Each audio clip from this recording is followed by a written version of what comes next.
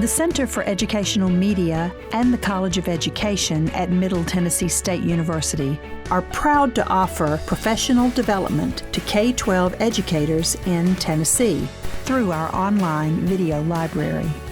These videos are aligned with standards set by the Tennessee Department of Education. For more professional development videos, check out our website at cem.mtsu.edu.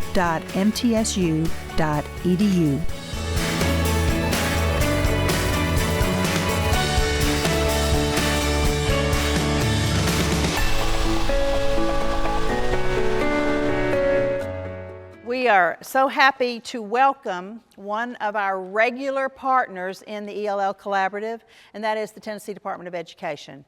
And so today, Ms. Raven Cleveland is here to present, and many of you know her. Raven, thank you for being here with us. You have been a fabulous supporter of our work, and we thank you for being here.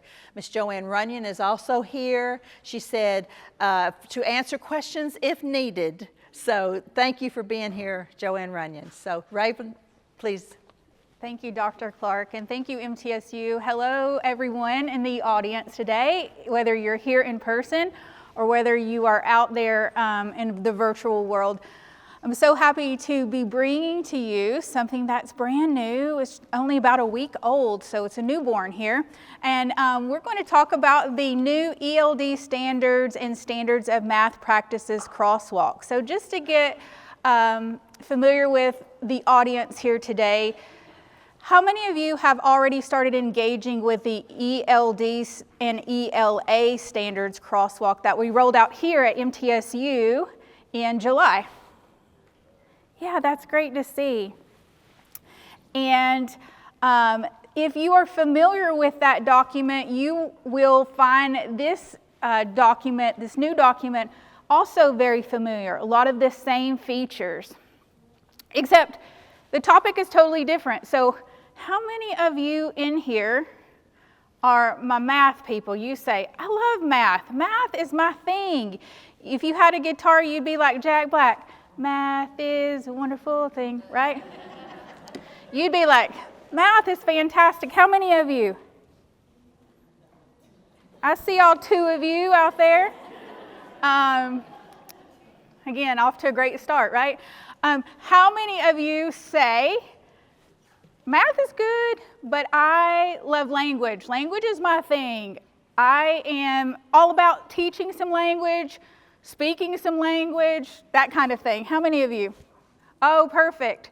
So there's something today for all of you because we're going to be talking about math and we're going to be talking about language. And the beauty of this document is it's the language of math. So whether you're my two folks that love math, you're going to be really excited, or those folks that love just language, you're going to be exceptionally excited too because we're going to be talking a lot about language today.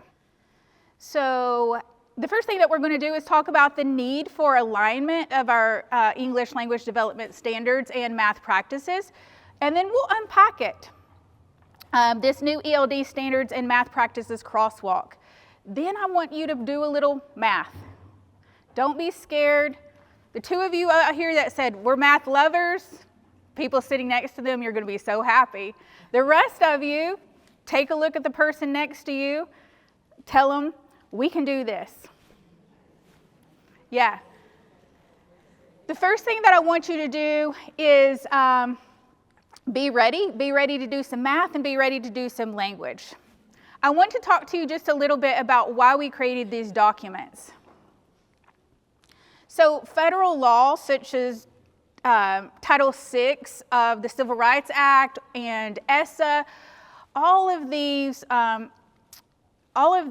pieces of legislation require that states take reasonable action so that students have meaningful education in English, right?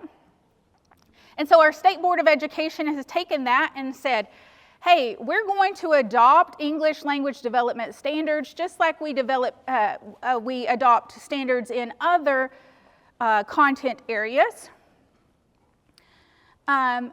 And those are required to be used with our English learners. So ELD standards are required with any English learner.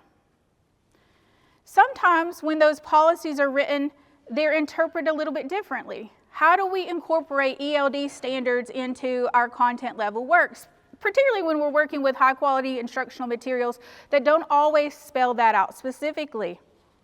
What we know from research is there's limited integration of those standards, of ELD standards, into our content classroom. It's not because teachers don't want to do it, they just don't know how to do it. So what we also know is that academic language is not ancillary.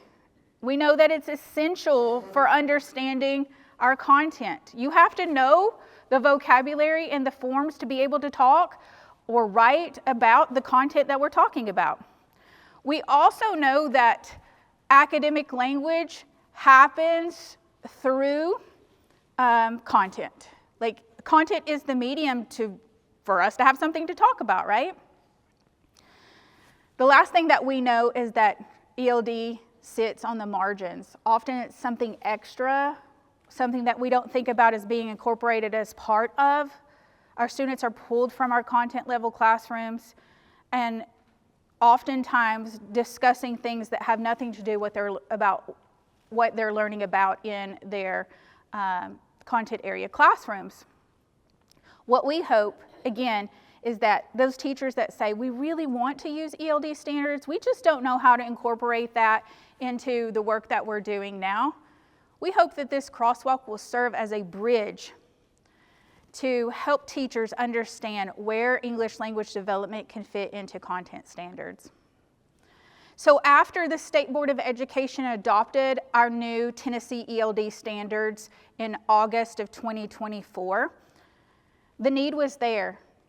How do we get all teachers that have to be using ELD standards to understand how to incorporate this? So we pulled together a task force.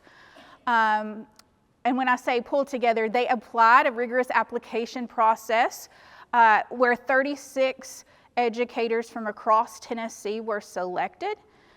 These 36 educators worked for 3 days, pretty much nonstop from the beginning to the end of the day, building these crosswalks. The math crosswalk was led by Dr. Chris Tennyson of Rutherford County. And her team of about 11 folks worked specifically on the math crosswalk, but every one of those 36 educators were either peer evaluators or provided peer feedback on these math crosswalks. So we're so happy that not only was this piece of guidance that TDOE could provide, but it was built by educators for educators. Let me tell you about what the crosswalk is and what it isn't. So the first thing is it is a supplemental tool. It's not meant to replace your high quality instructional material, but instead is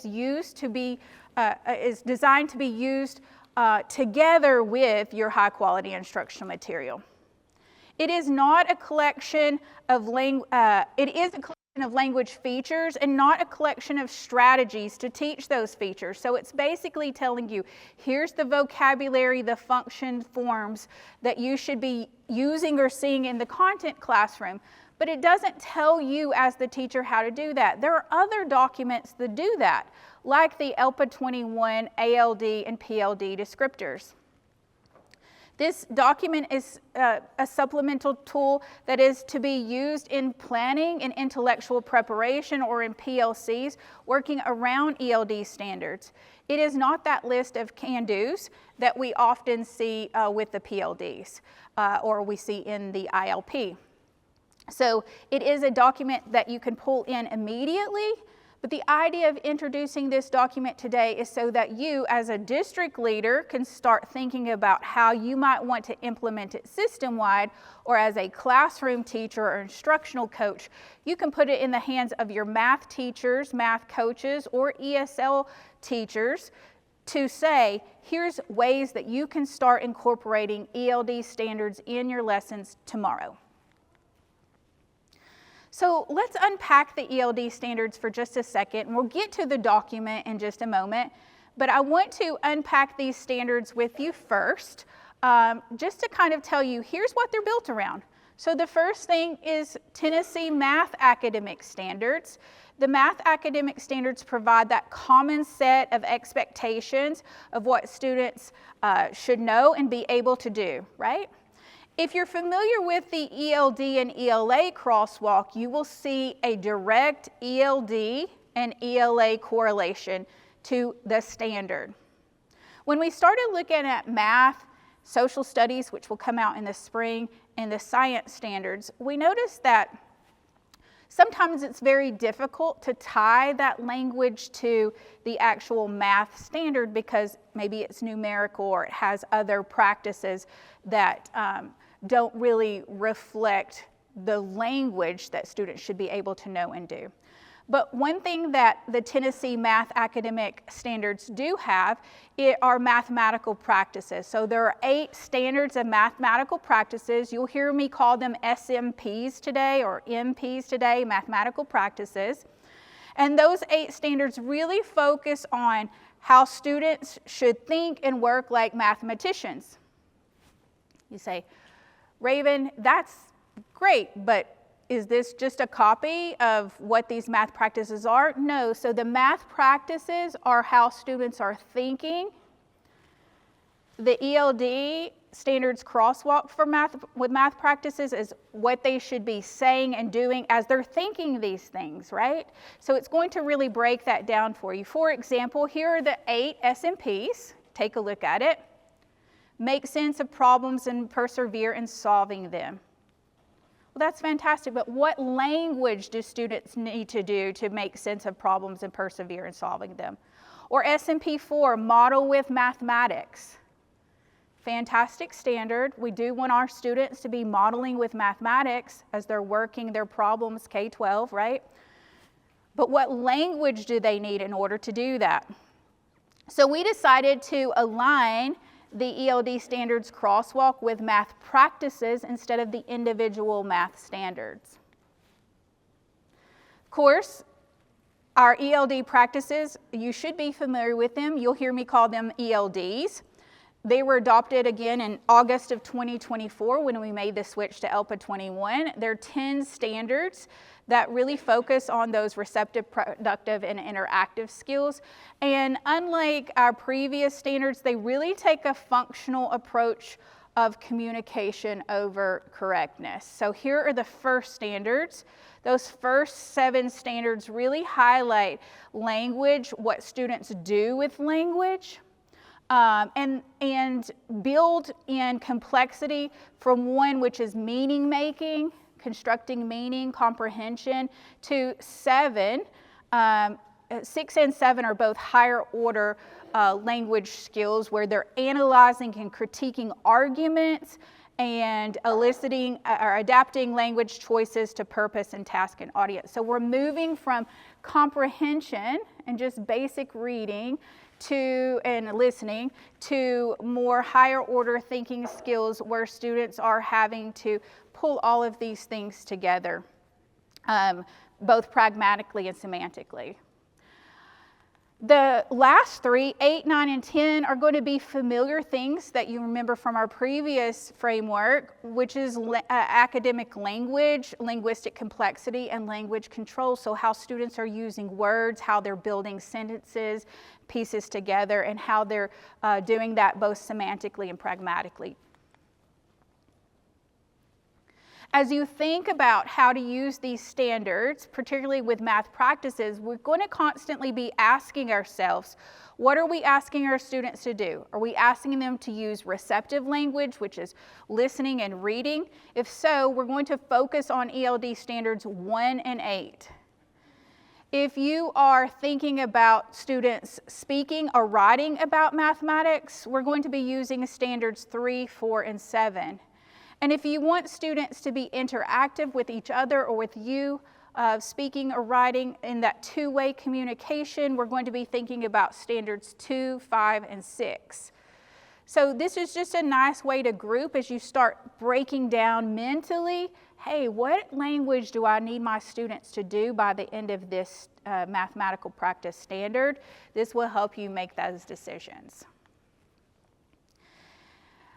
I want to also point out, although not directly related to the ELD and Math Practices Crosswalk, the literacy standards for math proficiency. So these 4 standards I really want you to think about as the goal for language for our students. This is part of Tennessee's mathematical framework.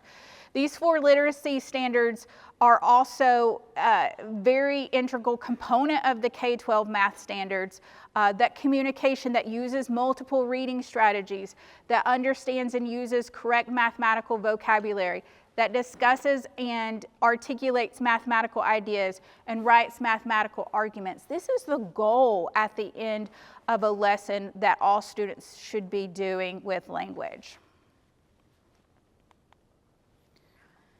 So let's get to the good stuff. Let's actually take a look at the document. So I have a couple of ways for you to get there, and we're going to go slow here. The first is a QR code. You can pick up the QR code with your digital device now and hit View PDF. The other way, and way that you can tell your teachers, is to go to the TDOE English Learners website. An easy way to do that would be to Google TDOE English Learners. And I'll give you a moment to pull this up.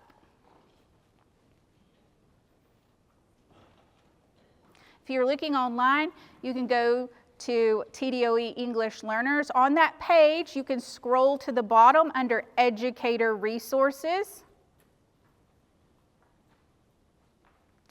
And this will be the last hyperlink under Educator Resources. You'll see ELD Standards and Standards of Mathematical Practices Crosswalk.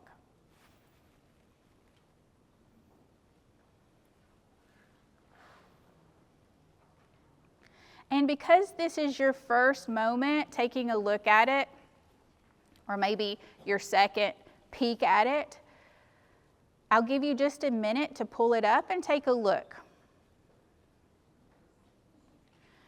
The first 13 pages is what I'm telling you today.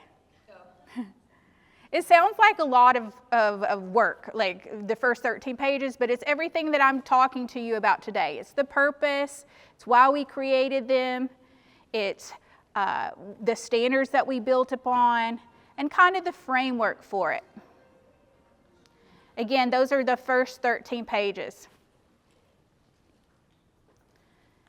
The beautiful thing that we're going to start on is page 14, and that's the first of the 2 matrices that are available.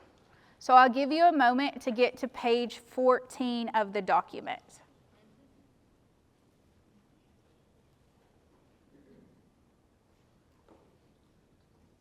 If you don't have a device, that's okay. I'm going to show you some screenshots of what we're talking about today. And you can also see that in your PowerPoint that's provided by the Center of Educational Media. Thank you again, Dr. Clark, for providing that PowerPoint for us. So the Standards Crosswalk has 2 matrices. The first matrix is a corresponding matrix that takes the Standards of Mathematical Practices, the S&Ps, and ties it to English Language Development Standards. The second matrix is on page 16. This is the concordance matrix, or basically it's a reverse matrix. And it goes from the ELD standard to the Standard of Mathematical Practice. And you might say, Raven, which one do I use? Why are you giving me 2 matrices? Well, if you're starting with a math content standard, so I envision that math teachers are going to be using this document, and they're going to be starting with a math standard. Here's a standard that we're going to be using. If you're using a math standard, they're going to use that first matrix, the SMP to the ELD standard. They're either going to have already or choose the 1 to 2 most central SMPs that align to the standard, and use that corresponding matrix so that you can decide, here's the SMP and here's the ELD standard. If you are an ESL teacher, either co-teaching or helping the teacher build language proficiency for our students, you might want to start with a concordance matrix. You say, we really are working on this particular language standard. Let me tell you which SMPs this relates to. 2 starting points, 2 entry points, depending on what you're starting with in your PLC or in your intellectual prep cycle. Most of the time we're starting on page 14, which is going to be using your math standard and your SMP that are aligned to your high quality instructional materials. Here's a look at this document.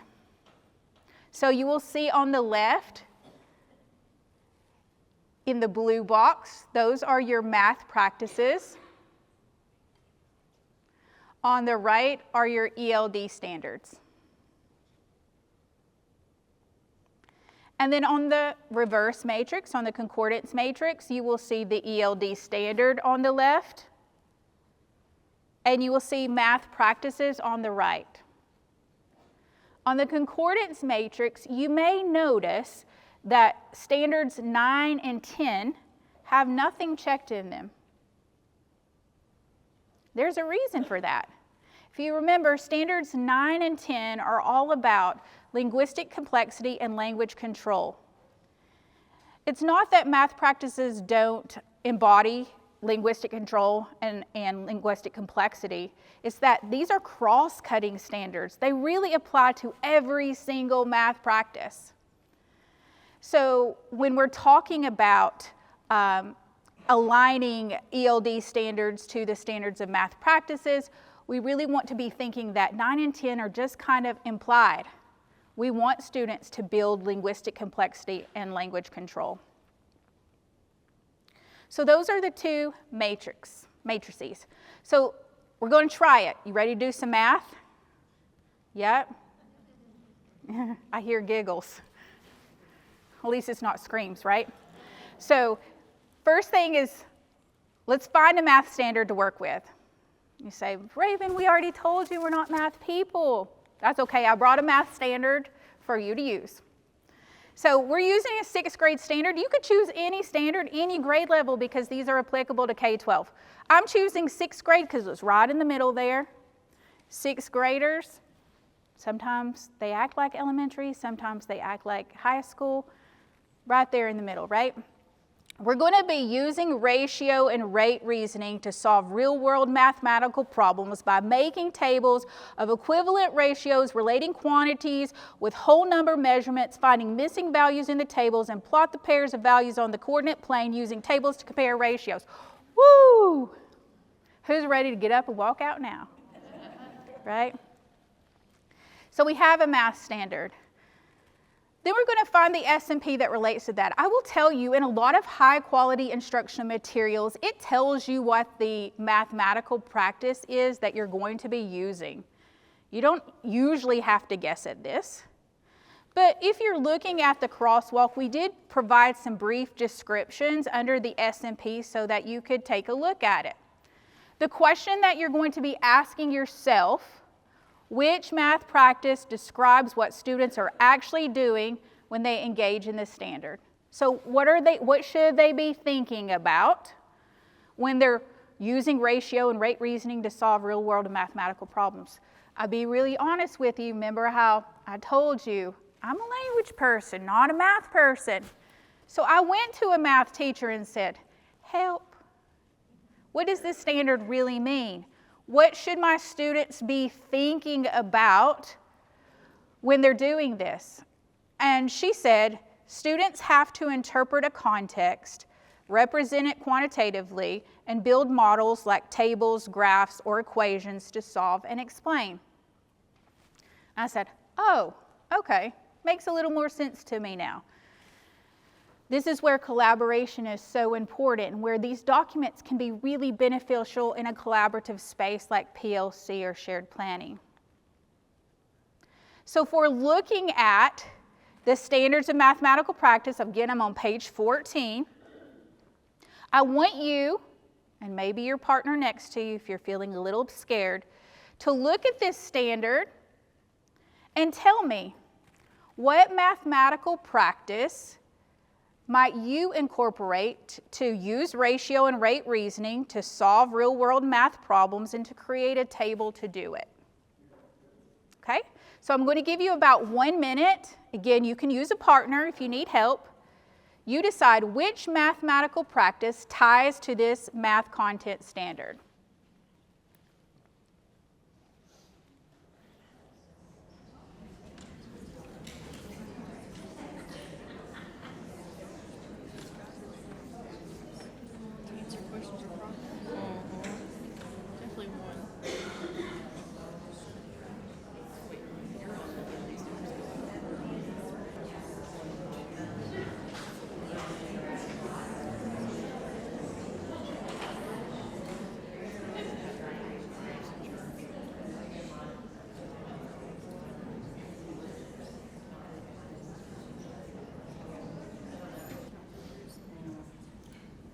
So I'm going to bring you back together now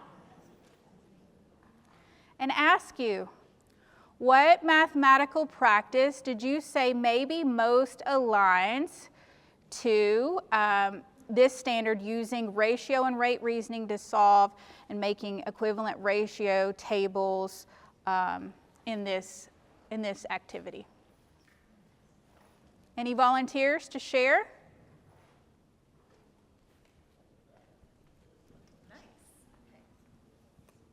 We said 1 and 4.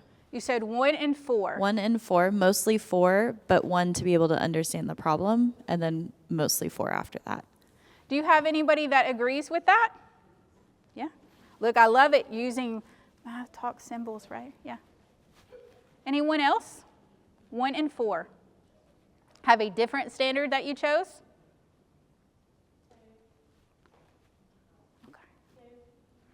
Okay, we're going to come over here because any good teacher is going to say, thank you, can you tell me why? Because you are reasoning it out. The teacher said you needed to reason it out and think abstractly, and that's what number 2 deals with. Okay, thank you. Anybody else agree number 2 really fits along with that too? Yeah? Yeah, if you notice, there's no right or wrong for this. It's what you're teaching your students in your classroom. What kind of thinking do you want your students to do with this standard? Maybe you chose standard 1 and 4. You're just comprehending meaning making, right? You're just helping the students figure out how to do that. When we're thinking about these mathematical practices, it's important to be asking ourselves, what should my students be thinking about? For me, I chose number 2 and number 4 because this is my lesson of my imaginary class, right? I chose 2 and 4, but number 1 applies too. Or you might have chosen something else, and that's okay too. So today I'm going to focus on SMP 2 because we only have a certain amount of time, or I do number 4 too, but you'll be able to see what I'm talking about. If you missed the QR code before, you need to get to the Crosswalk, TDOE English Learners, Educator Resources, or here's the QR code again.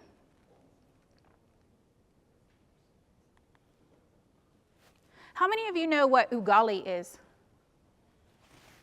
Yeah, a couple people? Ugali is a food often found in Africa. I learned about it from a Swahili speaker, Swahili student. The best way I know how to describe it, it's kind of like a grit cake. It doesn't really have a lot of flavor per se, but it goes well with like stews and other side dishes, spicy dishes, because it kind of brings a flavor, not a flavor, but carries the flavor, right? Ugali is what we're going to be talking about today because Asha means hopeful in Swahili. Asha is making ugali for her family. And her recipe is using 4 cups of water for every 2 cups of cornmeal, and that's going to serve 4 people. That's her normal family size. But today she's cooking for a bunch of people. So here's our problem. If you need to hold the hand of the person next to you now, it's the time. A, what is the ratio of water to cornmeal in Asha's recipe? B, if Asha wants to serve 12 people, how many cups of water and cornmeal will she need? We're going to also be creating a table. And then C, explaining whether the new ratio is equivalent to the original recipe by comparing ratios. This can be very hard for Asha because she's only been in the United States for 15 months. Smart student, really motivated, 6th grader. But as we think about this problem, we're going to start thinking, how should our student be thinking and what language will this student need to be able to figure that out? Let me just preface by saying in my imaginary class yesterday, we defined what ratio were in words like equivalence, okay? So I've already introduced the concepts. We've already started defining work in my math classroom. Today, we're moving beyond just taking words and putting them in sentences, but we're actually applying the math and then creating those models to demonstrate our reasoning, right? So, what thinking are we going to be doing? Well, I said SMP 2, as some of you did, and that's what I'm going to use today, but you could use 4 if you want to. You can do this along with me with another SMP. What language? What language do we need? So when we're thinking about what language do we need to show representing situations symbolically and making sense of numbers and the relationships, I'm going to consult the crosswalk. So I know I'm using SMP 2. So I'm going to look at the crosswalk. The crosswalk is going to list the SMP and the aligned standard. So let's go to page 22, because I'm using SMP 2. That's mathematical practice number 2. So if you're on page 22 of the actual crosswalk, because we looked at the matrix told us that, hey, it is going to be SMP 2. And we're going to be looking at either standard 3, 4, or 7. I'm going to look at the ELD standards and ask myself, what response, what product should my student be giving me at the end of this lesson to reflect that thinking of reasoning?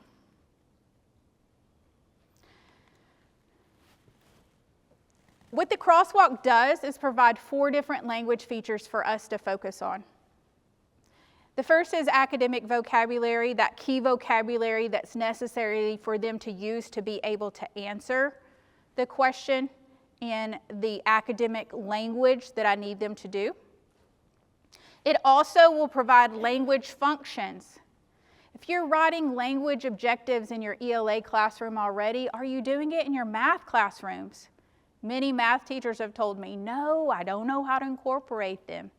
The language function listed in the crosswalk will give you some great ideas of how to do that. It will also show you language forms and structures that the student might need. What would a modeled response look like for your student? What language form, what grammar and syntax do they need to be able to answer in writing or speaking the way that you want them to answer? And then finally, questions and sentence stems. For thinking about our instructional practice guide, core action 2 is appropriate tasks and questions for our students. This can be hard for people whose content is math. We're not thinking about the language. These questions and sentence stems are really going to bring in those questions that you can ask your math students to prompt language. So if you take a look at the crosswalk, again on page 22, this is how it's set up. You'll see the standards across the top. You'll see the English language development standard listed there. And then you'll see 4 columns, academic language with cognates. And notice, this isn't the academic math language. This is the academic language needed to understand the standard. We provided some Spanish cognates, as that is the language group that we have the most in Tennessee, although you can provide other cognates in other languages or strategic translation for your students for these particular words. You have the language functions, again, a great tool to build your language objectives around. You have language forms. These are the things that you might need to embed mini lessons on. And then those questions and sentence stems. So giving you just a moment to take a look, page 22, this is the format of all of our crosswalks, those 4 language features.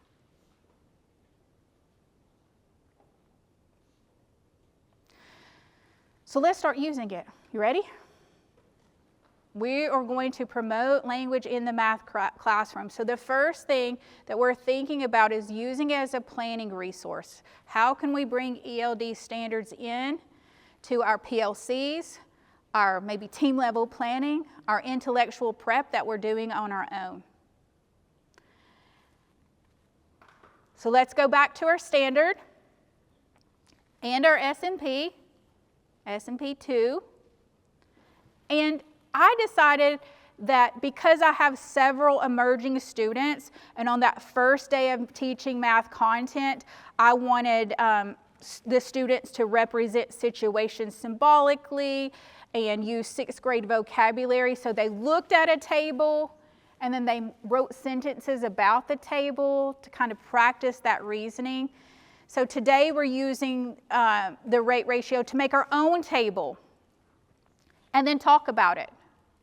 So I chose, you could choose 3, 4, or 7, but the ELD standard that I wanted to focus on today is making sure that my students could speak and write about grade-appropriate, complex, literary, and informational texts and topics, which in this case is math.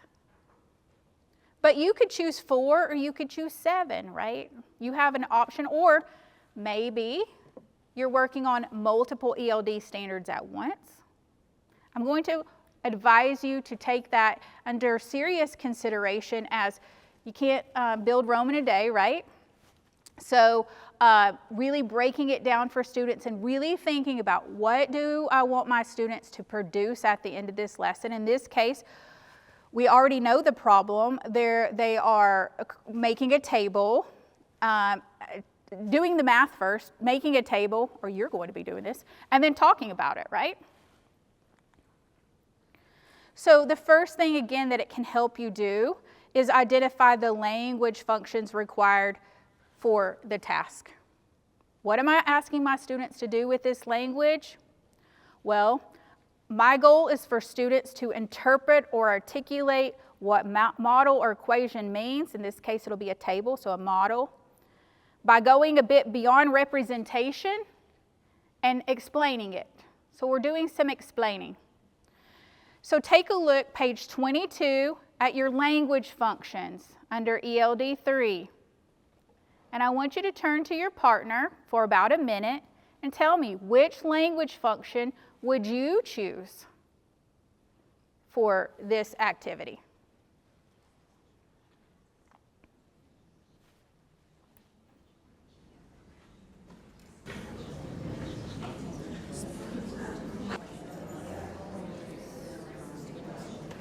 Listen to you mathing, you're getting louder, right? So I'd love to hear from 2, 3 people about what language function you chose to focus on your lesson about rate and ratio today.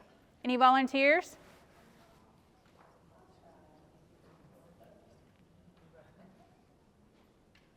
Okay, so for the recipe and the quantities changing like that, we chose the language function of describe and define relationships between quantities or ideas.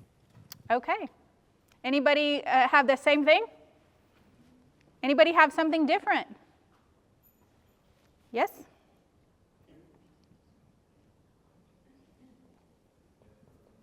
We also chose describe and define, but then we said the next step would probably be explain how the model represents the mathematical situation. Okay, anybody else agree with that? Yeah? Anybody have anything different?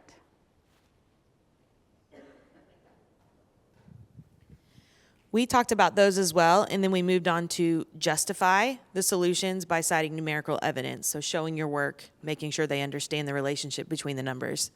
Perfect. Again, notice there is no right answer to this question of what you want your student to, well, every answer is right. They're all right answers, right? To what you want your students to do. You know your students and you know where they are linguistically. For me, my students, I chose this one, explain how equation and models represent mathematical situations. But you could choose describing and defining if that's where your students are linguistically. I felt like yesterday we described quantities and described and defined relationships, but maybe you didn't get there with your students. So I'm taking that language function and thinking about how do I build a language objective in my math classroom that includes ELD standards. You can create a math objective using the language function from the document plus the standard of math practice plus math content. So if you remember, our ELD standards is speaking and writing about complex tasks and topics. Our language function that I chose, but you might choose something different. Explain how equations and models represent mathematical situations. And then the SMP2, representing situations symbolically to make sense of numbers and their relationships. So if I think about that, take about 30 seconds to jot down maybe a language objective that you might use during this lesson. Again, we're writing a language objective. Just jot one down that you might use based on these language functions you pulled from the crosswalk.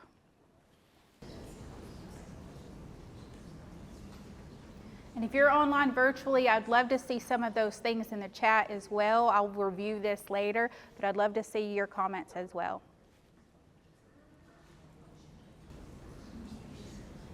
Did anyone take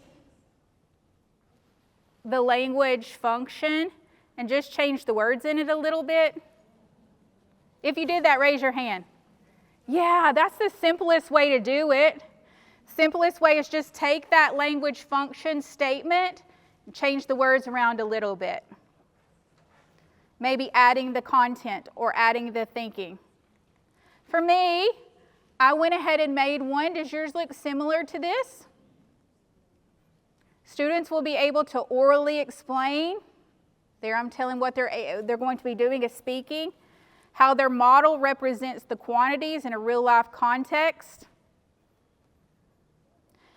Using academic language to describe equivalence and proportionality.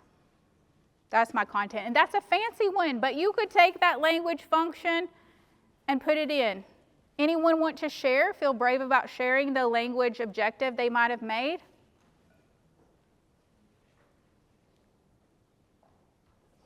Yeah. Just looking at trying to bring it back to the problem itself and use words like the students will use comparative language and ratio vocabulary to explain the water and cornmeal. And so my question is actually too, is it important, like should you put in for this particular question or assignment be specific to we're talking about water and cornmeal, or keep it more like what you've done? You can make that decision in your classroom. So maybe you want them to be using that. You can put that in your language objective. You know your students and what they need. Maybe they need defining, water and cornmeal to figure out they're discovering the ratio between water and cornmeal, right? To make it visible, more visible for them.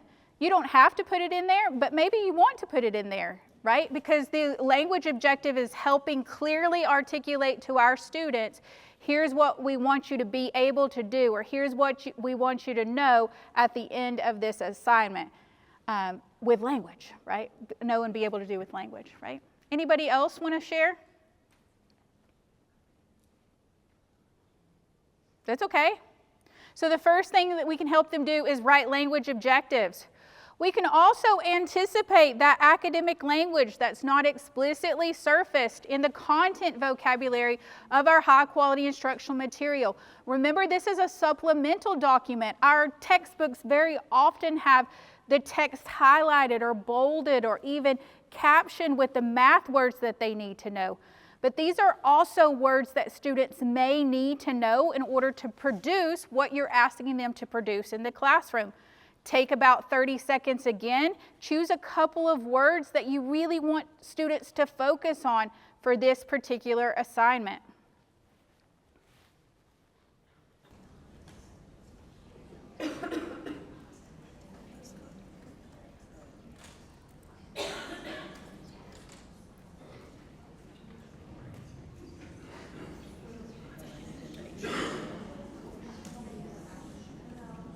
Okay, let's do a hand exercise this time.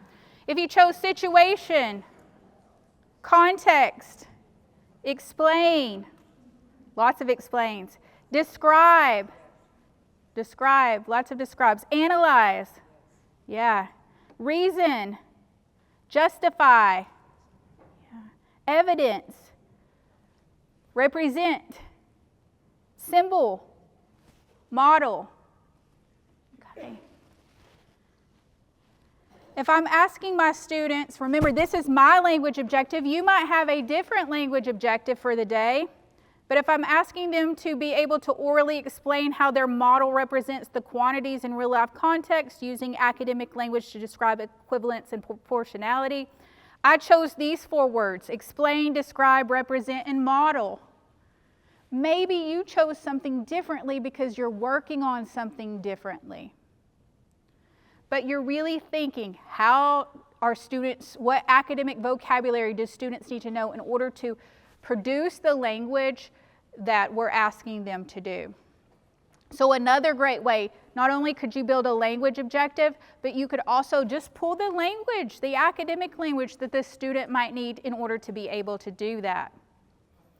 And if you see, I chose these words specifically from my language objective. Then I could plan lessons to ask my students that support their ability to do the skill or the task I'm asking them to do. Again, I'm going to give you about a minute with your math partner. Y'all are rocking it. I can hear you getting louder and louder as we start talking about math. I know you're getting excited, right? What questions might you ask of your students if you're wanting to elicit a response to this objective? Take about a minute to talk to your partner.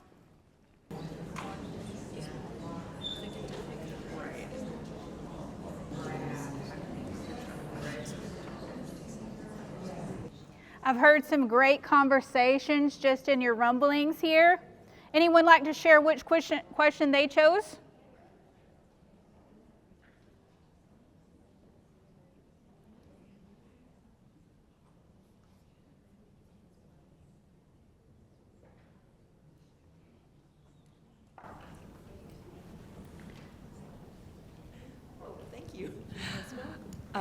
I think with the particular group that I work with, I would have chosen number 3 because I want them to be able to look at those numbers and understand why they're increasing, decreasing, and the relationship between that water and that flat cornmeal or whatever. Thank you for sharing. Whoops. Anybody choose a different? Any of these questions would work for your students to elicit the language that you want them to do. I also probably would have chosen that question, but you can choose any of those. And again, back to your question is, do I include the words cornmeal and water, or do I say between rate and ratio? And maybe then you point out, here's what we're talking about when we say rate. In this case, we're using cornmeal and water, but we could be using other things as well. Recipes are a great way, by the way, to teach ratios at any grade level. And then as you're thinking about when you ask those questions, what would a model response look or sound like from your students? So we're thinking about that problem that we did, what A would look like, what B would look like, and what C would look like. And we think about, how do we want that to look? For me, I want my students to know that this table represents blank by blank. Or, I noticed that blank because, and they provide their reasoning, right? So providing a model response really gives us an idea of what questions and or sentence stems, questions to prompt further answer, or sentence stem to say, here's where we want to go with that. Maybe I need to look back at my language forms column because I'm seeing that my students aren't getting that. And as I go back, I then can provide additional sentence stems for them to get them where they need.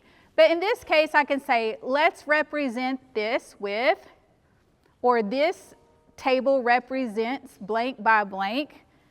I want them to say, this table represents how the recipe changes by doubling both ingredients for more people. That's essentially the reasoning that I want them to tell me. Or let's represent this with a ratio table that compares the number of the cups of water to the cups of cornmeal.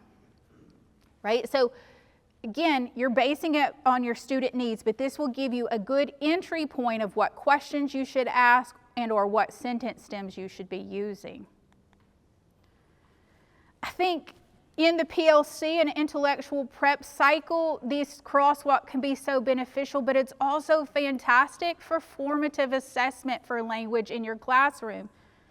Many times we're only assessing the math part of standards in the math classroom. And that's unfair to our students sometimes because they don't have the language yet to express their understanding.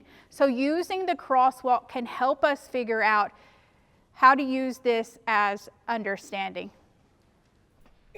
And we have a comment from online regarding this.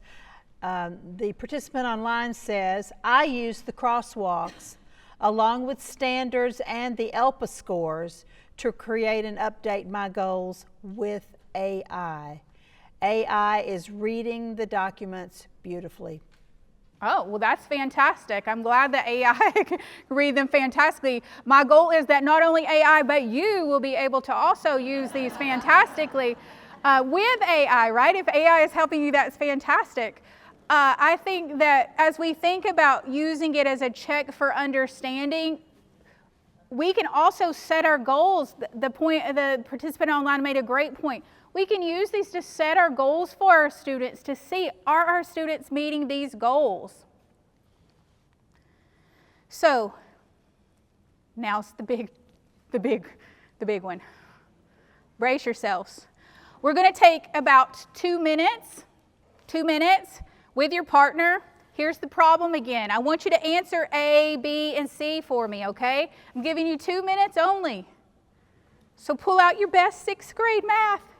Let's do this.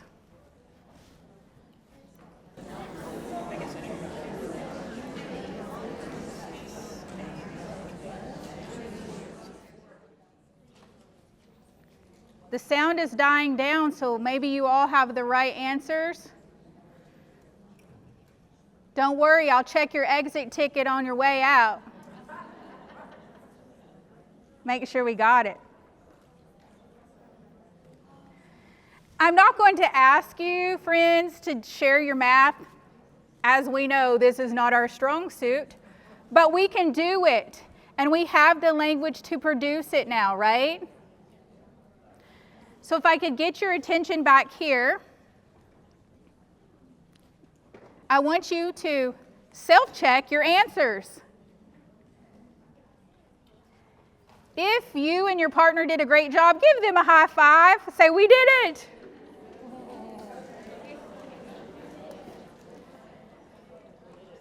You are math people. And if you send me a video singing, math is a wonderful thing, I'm going to be so happy.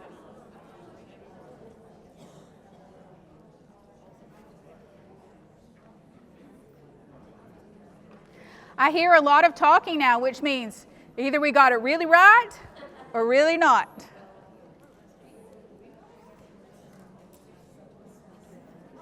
If you were my class right now, what I would ask is, what are you talking about? What are you talking about right now? This has caused a lot of commotion. Tell me what we're talking about right now. How we understood the question. Okay, we're going to bring a microphone so people online can hear you too, Lily. Yes. We were talking about how we understood the question. Thanks. Anybody else want to share what they were talking about? Anybody talking about lunch? So here's the answers that I would expect. When I gave the problem to Asha, because we're talking about her in class, when I gave the problem to Asha mathed right. She wrote 4:2. With a colon in between, she wrote the ratio right. She also created the chart, the table, correctly. She had in there 4 cups of water, 2 cups of cornmeal, 4 people. 8 cups of water, 4 cups of cornmeal, 8 people. 12 cups of water, 6 cups of cornmeal, 12 people. She got the math part right, as did most kids in the classroom. They understand the concept of ratio, particularly because we defined it yesterday. We already built some background. We're pulling up things that they know already. But then the answers that we got look like this for C. It's the same, but with more. I know she understands the concept. She showed me in a table. I know she understands the ratio because she put the ratio correctly in A. But she didn't have the language to express the explanation part of the problem. Another student wrote, this model shows that when the people go up, the water and the cornmeal also go up. The math was right. The explanation, I want more from this student. This is where the math crosswalk can come in very helpful. Maybe I want to go back and say, I'm going to provide you this word bank that has these words on it, including the academic vocabulary saying explain.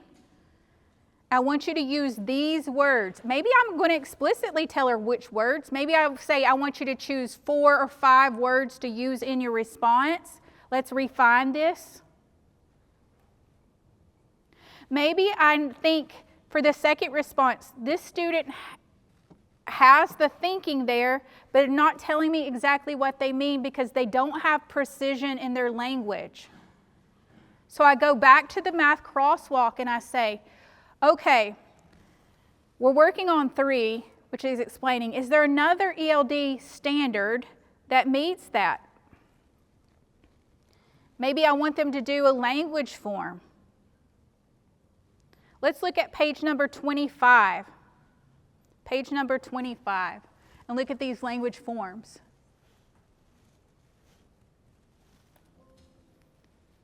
To yourself, not to your partner, because you guys got this now. You can work independently. As a teacher, are there any of those language forms that you really want to work on with these 2 students or with any of these students, with your English-speaking students, to get the kind of response that you want? Any of these language forms you need to go back and teach. Maybe I want to go back and say, you know, we're working on explaining, but I also want to work on ELD 7 because she has the math down, but I need her to adapt language choices to the purpose, task, and audience. Remember, 7 is one of the highest ELD standards that we're working on, is adapting those language choices, using academic vocabulary, using language forms that are more complex than what they're giving me. So then I go to the questions under ELD 7, because remember, we're working with 3, 4, or 7. I chose 3, but I'm going back to the crosswalk for formative assessment and saying, okay, 7, they gave me the answer. They did explain. Now, how do I adapt their language choices? The first thing that I'm going to do is go to my questions and ask some of these questions. Can you explain your reasoning more formally? I'd like you to use the academic vocabulary from this word bank I'm giving you. Maybe I would say, what evidence supports your answer? Can you include that in your explanation? Or maybe, what mathematical vocabulary should you include? So the crosswalk gives you a way to go back and say, okay, they did this function. Now, what other ELD standard might I be working on in this classroom? Maybe this is the lesson for tomorrow. We're going to refine our answers.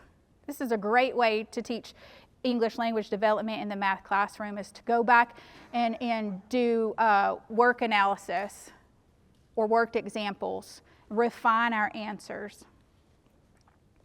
This is a fantastic tool to go back to check for understanding. So not only can you use the crosswalk to build language objectives or to know academic vocabulary or to embed mini lessons on language forms or to even check for understanding or help you as an instructional tool. If you had that crosswalk on a clipboard and you're going through looking at what questions could I ask to prompt more language for these students, this is a fantastic tool that can be used tomorrow starting in your classrooms. As district leaders, I want you to start thinking about how you might roll this out as a systems-wide implementation into your math classrooms, as ELD standards are required. I would be remiss in ending to not really congratulate and thank our ELD Standards Task Force, again, those 36 folks that helped us build this in March of 2025. If you were part of those crosswalks, would you please stand up?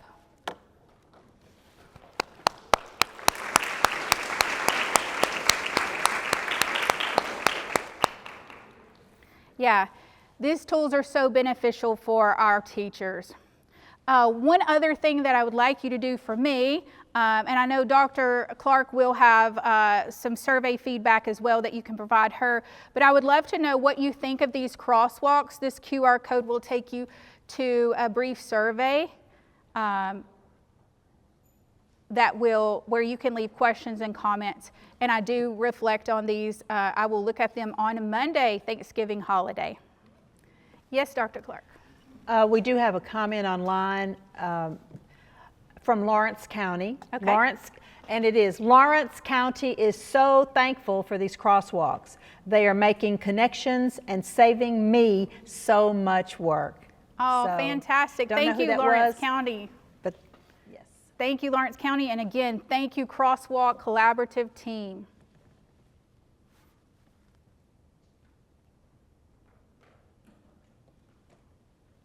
If you filled out the QR code survey, either now or in this afternoon, I'd be glad to take some questions regarding the crosswalk and or other ESL questions regarding instruction that you might have. And you might have talked about this in the beginning. I was a little bit late, but I love this, and it's awesome. I feel like very appropriate for like our early advanced, but maybe the beginners. Is there a component to that for our beginners, our intermediates, or is that something that's coming? Or what is your advice on utilizing this with somebody whose language maybe isn't up to these questions and word stems? Right, so you're asking, particularly with your newcomer students or recently arrived students, how you might adapt. One great place to start is that language feature of academic language. So many of our recently arrived students and or newcomer students are really just trying to build survival vocabulary and that academic vocabulary that reaches across all of our content areas, like explain. Explain is not just used in mathematics, but it's used in every content area. So really focusing on maybe the language functions that are meaning making, which is ELD 1, or maybe focusing on the academic vocabulary language feature and those language forms, because they might be in the beginning part of. And then really thinking about how you're scaffolding for students in the classroom. It's not part of the crosswalk, but the ELPA 21 PLDs are a great tool for teachers to see, based on proficiency level, what scaffolds in all 4 domains, reading, writing, speaking, and listening, really help support English learners at that level 1 and or level 2, that entering emerging level.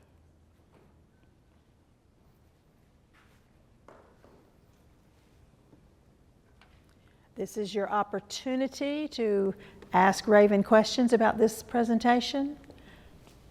Q&A right now, please. Are you more confident in your math skills? Show me your hands.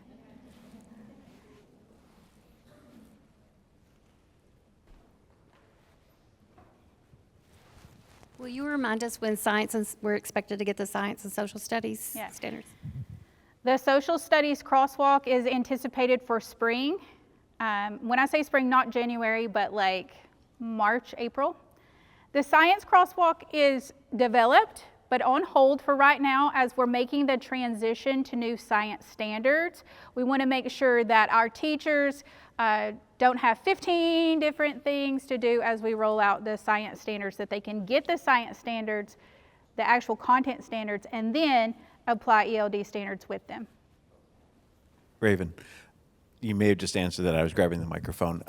Will the science and or social studies standards look more like the ELA, ELD crosswalks, or will they be more like the math standards of practice? Yes, both the science and social studies are built on the practices of the content area and not the specific content.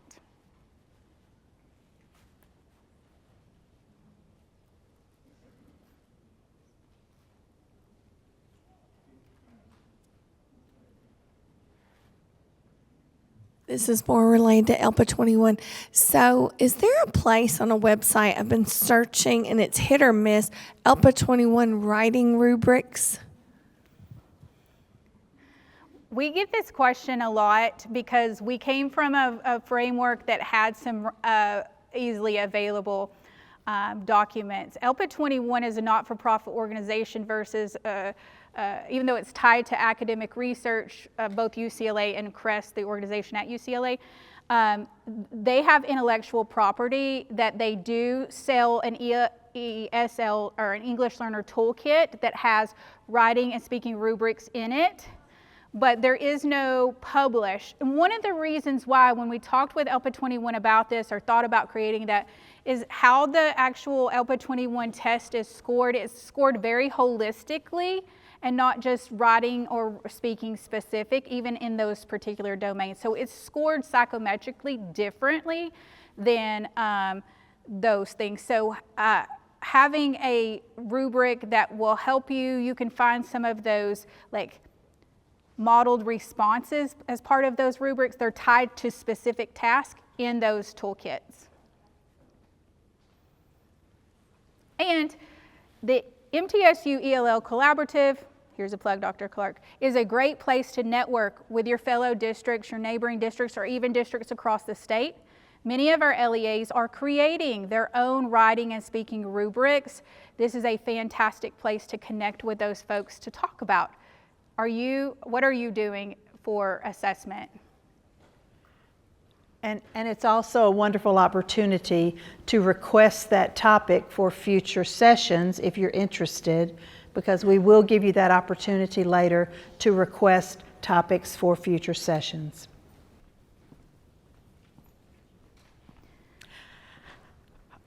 One last point, if you're using the ELD, ELA crosswalk or the ESL, I'm back up. If you're using the ELD and ELA crosswalk or the ELD standards and standards of math practices crosswalk, either in your classroom or at your district level, please let me know. I would love to see examples of how you're doing it and how we can create future work that helps you in these ways. Thank you. Thank you, Dr. Clark. I want to, as a former 6th grade math teacher, I am particularly grateful to you for pointing out that there is a language of math, and that's the bridge for English language learners, is the language of math. Definitely. So thank you for this. You're welcome. Yes.